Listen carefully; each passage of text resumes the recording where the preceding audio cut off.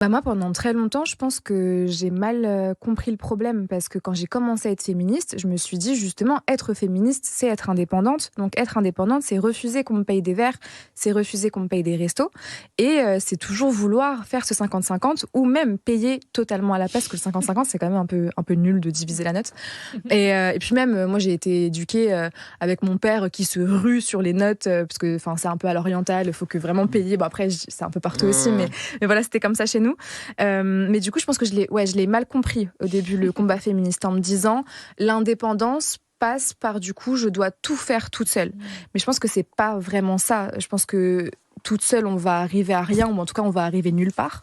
On a fait une émission il y a pas longtemps avec mon copain sur Capital, je sais pas si je peux dire, mais c'était sur ça, c'est les finances dans le couple. Et donc c'était le premier date, qui est-ce qui paye, et j'ai été super énervée qu'il paye devant les caméras parce que c'était pas prévu, on se l'était pas dit, on avait vraiment dit vas-y, on fait de façon spontanée devant les caméras, et il a payé. Et je me suis dit mais je vais me prendre une vague de haine sur les réseaux parce que je suis la féministe qui se fait payer un resto.